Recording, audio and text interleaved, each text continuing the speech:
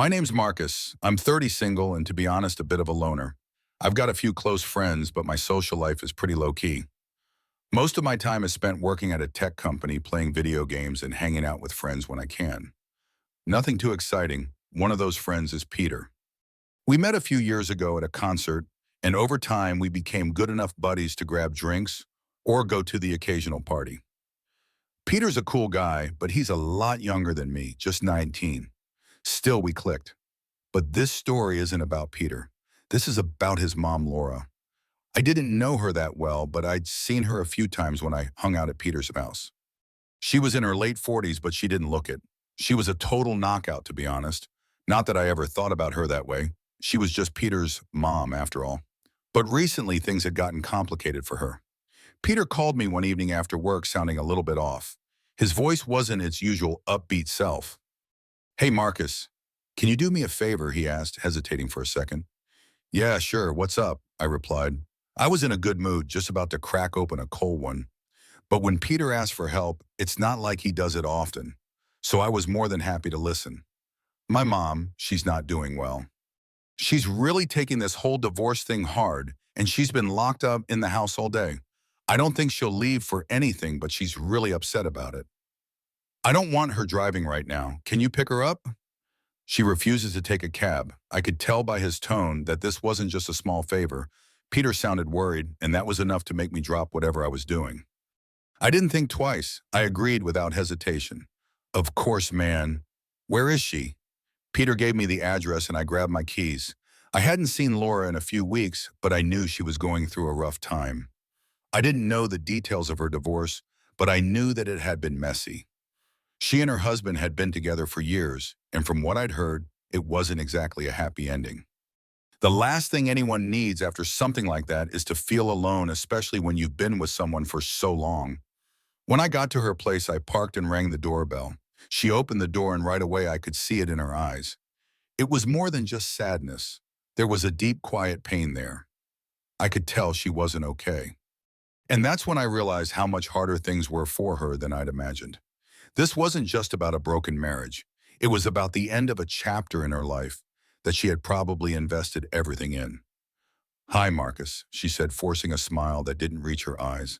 "Thank you for doing this." "No problem, Laura," I replied, giving her a reassuring smile. "Let's get you home." We didn't talk much on the way there. The silence in the car was heavy, almost uncomfortable, but I didn't know what to say. I wasn't her therapist. I wasn't sure what she needed, but I knew she needed someone to listen, and that's exactly what I did. The drive was awkward, to say the least. I wasn't used to seeing Laura like this, so quiet, so broken. She'd always seemed so put together when I'd seen her before, always smiling, always the professional mom.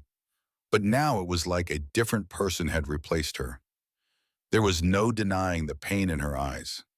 The silence stretched between us, and the only sound was the hum of the engine as we drove down the road. I glanced over at her a few times, trying to figure out how to break the ice. But honestly, I had no idea what to say. I wasn't good at these things. Peter was the one who usually took care of emotional stuff. Me, I just listened, or at least tried to. But I couldn't shake the feeling that she needed something more right now, more than just a ride home. So I finally said, trying to ease the tension, "How have you been holding up?" She turned her head toward me, and I could see the sadness wash over her face again. She took a deep breath, like she was trying to steady herself before speaking. "Honestly, not well," she admitted quietly. This divorce has been harder than I expected. I thought I'd be fine, but I feel so lost." She paused, her voice breaking slightly. "I don't know who I am without him." I didn't know what to say to that. What could I say? I wasn't exactly the expert on relationships, especially not broken ones. But I could tell she was carrying a lot more than just the pain of a failed marriage. There was a deeper loneliness there, a kind of emptiness that I wasn't sure how to fill. "I can't imagine what that must feel like," I said softly. "But you'll get through it. You're strong." She looked out the window, the wind blowing her hair back. For a moment, it felt like she was trying to distance herself from the conversation. I didn't blame her. Talking about something so raw couldn't have been easy. "I don't feel strong right now," she whispered. "I feel like I've wasted so much time, and now I'm too old to start over." I didn't want to argue with her, especially when she sounded so defeated. Instead, I let her talk, hoping that it might help her in some way. I just wish I could be loved again. You know, she continued, almost as if talking to herself. I wish I could feel desired like I matter, but it feels like everything's slipping away. I could hear the bitterness in her voice, the frustration. It hit me hard because, as much as I tried to avoid thinking of her as anything other than Peter's mom, she was still a woman who had been hurt, who had her own desires and needs that weren't being met right now. You matter, Laura, I said before I could stop myself. You're a great person. Anyone who gets to know you can see that. She turned her head to look at me, her eyes narrowing slightly, almost searching for something in my face. It felt like she was weighing my words, but I couldn't quite figure out what she was thinking. There was a long pause before she spoke again. Thanks, Marcus, she said, her voice quieter now. You're kind, but it's not enough. I need more. I need to feel something again. I could see it in her eyes now, the need, the vulnerability, and before I could stop myself, I felt a shift inside me. I wasn't sure what to do with it. I wasn't prepared for this. I hadn't expected her to open up like this. And now I didn't know how to handle it. The car slowed as we neared her place, and she let out a deep sigh, almost like a release. I wasn't sure if it was because she was relieved to be home or if the weight of the conversation had finally settled in her chest. Thank you for listening, Marcus, she said, her voice soft. It's been a while since anyone's really listened. I wasn't sure what to say to that. Part of me wanted to reach out to comfort her somehow, but I wasn't sure if that was my place. But another part of me, this unexpected part, felt like I wanted to be closer to her. It wasn't just pity or sympathy. There was something else there, something that felt like connection. We pulled into her driveway and the silence returned. I didn't know how to leave things on this note, but I wasn't sure what else to say. As I put the car in park, Laura turned to face me again, her eyes searching mine. Marcus, you've been a good friend to Peter and to me. You don't know how much that means. I smiled, though it felt a little forced. Anytime, Laura, you're welcome. She nodded slowly, and then there was this lingering moment between us. I wasn't sure if it was just the aftermath of a heavy conversation or if something more was shifting. Something I wasn't ready to face yet. But for the rest of the ride home, I couldn't shake the feeling that things between us were changing. The next few days were strange. I tried not to overthink the ride home with Laura, but it lingered in the back of my mind. Every time I saw Peter or heard from him, I couldn't shake the feeling that something had shifted between me and his mom. But I pushed those thoughts aside. After all, I was just trying to be a good friend. That's all. This was right. But then came the text. It was late on a Thursday evening when my phone buzzed with a message from Laura. My thumb hovered over the screen, unsure of what to expect.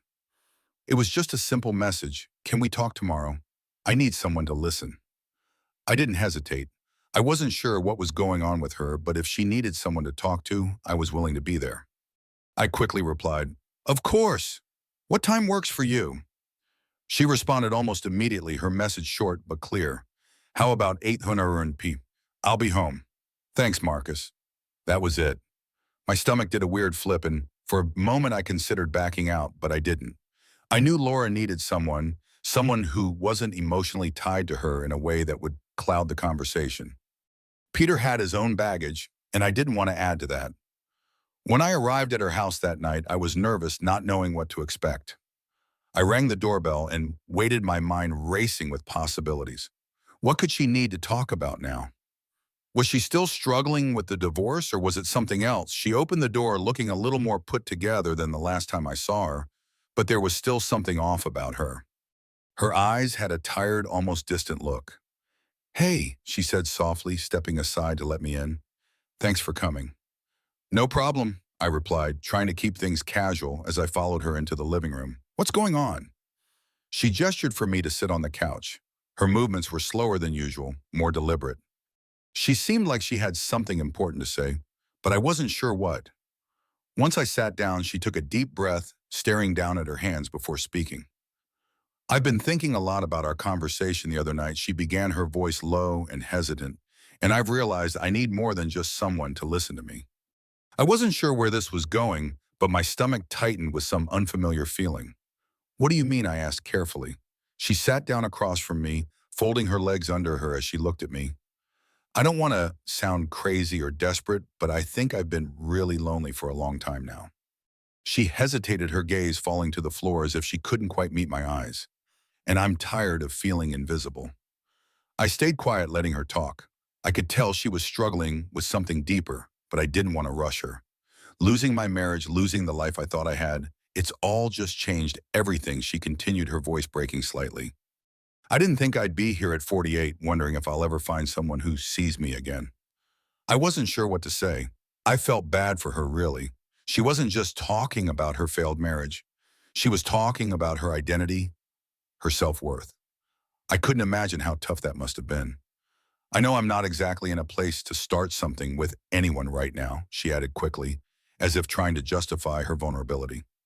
But I can't help but feel like I need something more than just being a mom or a divorcee. I need to feel alive again. There it was, the truth I'd been feeling but hadn't quite acknowledged. She wasn't just grieving her marriage. She was grieving herself too. Before I could respond, she stood up and started pacing. "I'm sorry," she said, running her hands through her hair. "I'm not making sense, am I?" "No, you're making sense," I said, standing up slowly. "I get it. You've been through a lot. I don't know what I'm doing," she said, her voice strained. "I just feel so empty." She stopped pacing and turned to face me, her expression searching. "I don't want to be alone anymore, Marcus." There was a silence between us, thick and charged. I could feel her eyes on me, searching for something, but I couldn't quite figure out what.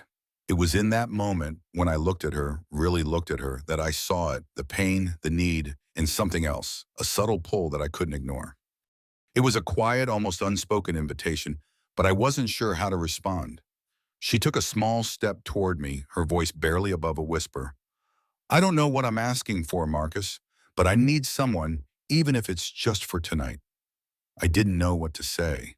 My heart was pounding in my chest, and everything inside me was telling me to back away, to keep things safe. But when I looked at her, standing there vulnerable and searching for something, I couldn't bring myself to walk away. For a long moment, the air between us was charged with tension. Neither of us said anything. I wasn't sure what to do next, but as I looked in her eyes, I knew things weren't going to stay the same anymore. The silence between us was heavy, thick with tension. Laura was standing just a few feet away, her body language closed yet somehow inviting. It was as if she was waiting for me to make the first move, but I wasn't sure what that move should be. She had made herself vulnerable more than I was used to seeing. The weight of her words, her honesty about feeling lost and invisible, stuck with me. But what she was asking now, it was dangerous, at least that's what my mind kept telling me. "I don't know what you want from me, Laura," I finally said, my voice quieter than I intended. "You're going through a lot, and I'm happy to listen, but I think you need more than just someone to talk to." She nodded, her eyes still locked on mine. "I know," she whispered. "I've been so lonely for so long, Marcus. I don't want to feel like this anymore. I need to feel wanted. I need to feel like I matter." Her voice trembled slightly, but there was a fire behind it now, a desperate need. I could feel the pull of her words, the ache in her eyes, and it was hard not to respond. But I had to be careful. I had to draw a line. She wasn't just any woman. She was Peter's mom. She was the one who had been through hell recently, and I couldn't let myself get wrapped up in this. "Laura," I said, my voice firm but gentle, "you're an amazing person. You don't need to settle for something you might regret. I don't want to take advantage of this moment of what you're going through." She stepped closer, closing the distance between us. "I don't want to regret anything," she said softly. "I just want to feel something. Anything, Marcus. I just don't want to feel like I'm invisible anymore." Her words were raw, and I saw how much pain was in them. This wasn't just about a physical need. It was about her reclaiming herself after a lifetime of feeling unseen, of giving so much of herself away and getting nothing in return.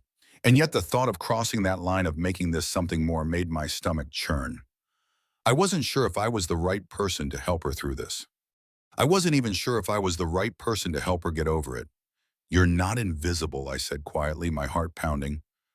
"But this can't be what you want." "Not really. You need time. Time to heal." She looked at me with a mixture of frustration and longing. "Do you really think I'm going to heal by just waiting around?" she asked. Do you think time will fix what he did to me? The words hit me harder than I expected. I wasn't just seeing the vulnerable woman in front of me anymore. I was seeing a woman who had been betrayed, who had her world turned upside down, and who didn't know how to put the pieces back together.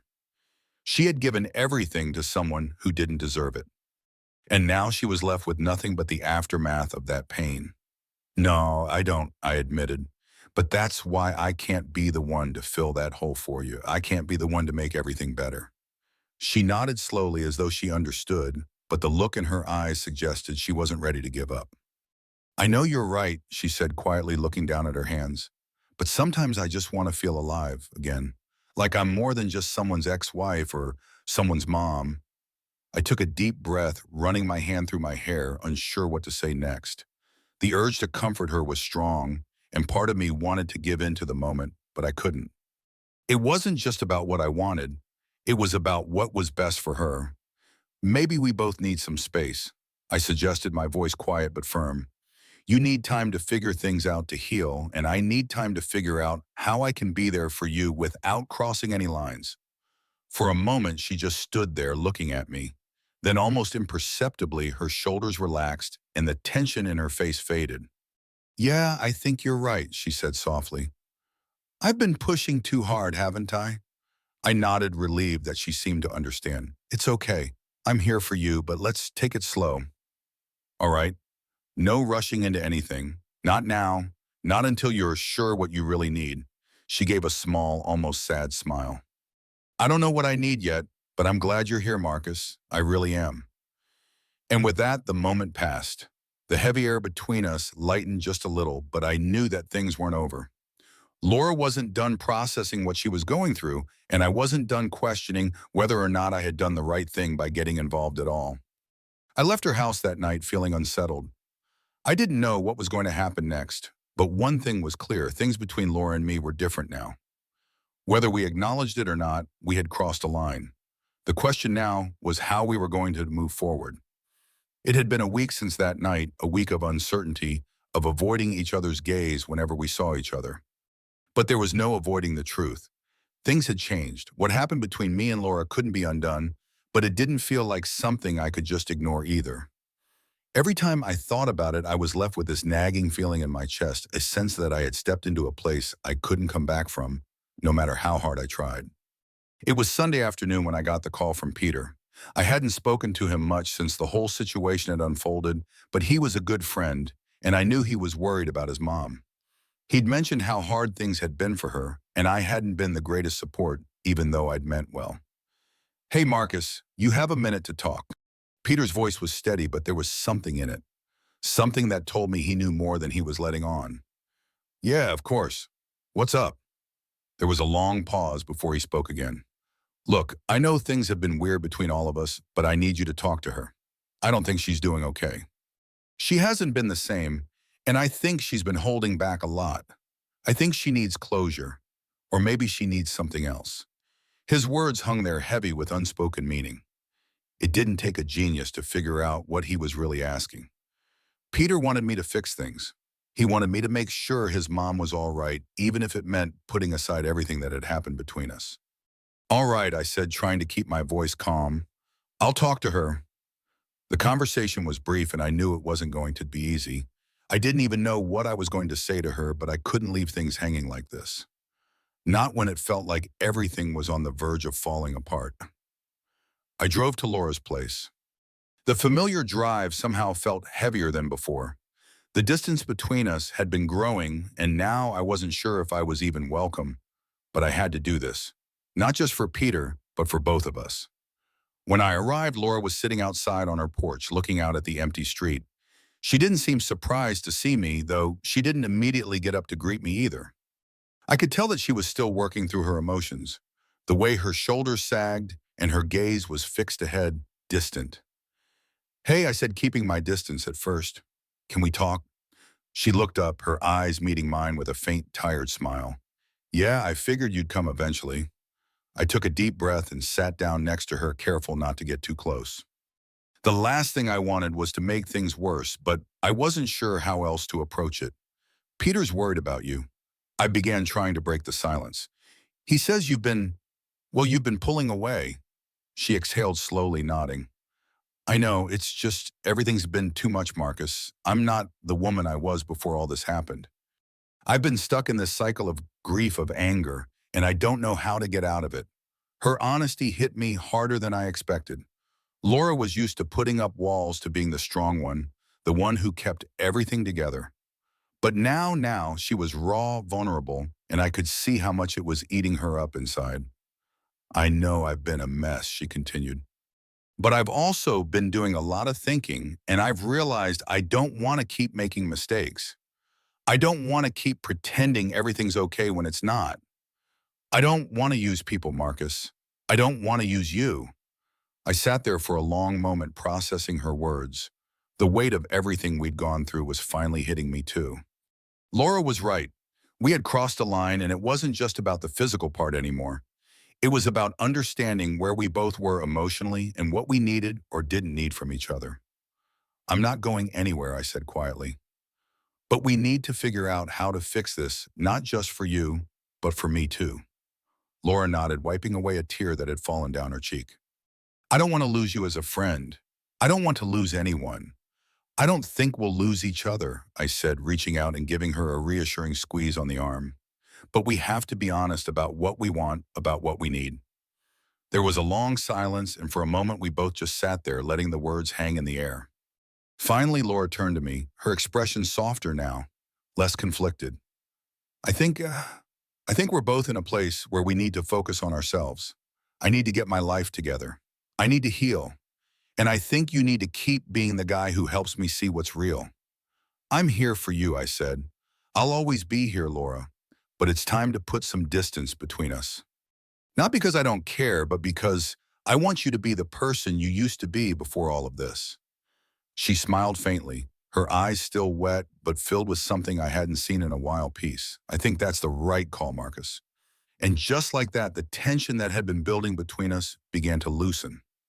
The lines had been drawn, and we had both agreed on what needed to happen. We were no longer on the edge of something reckless. We were starting to heal in our own ways, separately, but still together in some distant, quieter way. As I left her house that evening, I felt a weight lift from my shoulders. Maybe it wasn't a fairy tale ending. Maybe it wasn't the romance we'd once imagined, but it was the right ending for her, for me, and for the life we still had to live. Here's a question for you. If you were Marcus, would you have been able to maintain the same level of restraint in such an emotionally charged situation? Or would you have been tempted to cross the line Laura proposed even momentarily?